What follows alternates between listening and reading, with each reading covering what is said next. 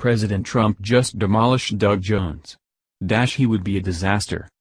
As we all already know, by voting for Doug Jones, you will be voting against our Second Amendment, and President Trump just explained why is that.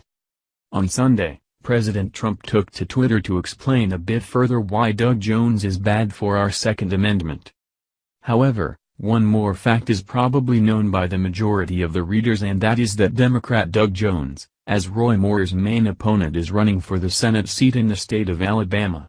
The last thing we need in the U.S. Senate is a Schumer, Pelosi puppet who is weak on crime, weak on the border, bad for our military and our great vets, bad for our Second Amendment, and wants to raise his taxes to the sky. Jones would be a disaster.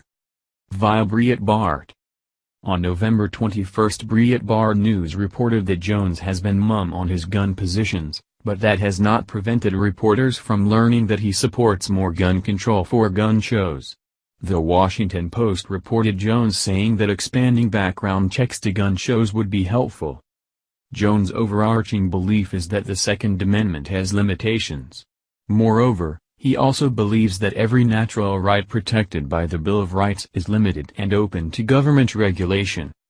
As the Alabama Political Reporter quoted Doug Jones for saying things like, "We've got limitations on all constitutional amendments in one form or another." You see, Doug Jones is not yet on function, and will never be, and still, he is already saying that we must restrict our amendments.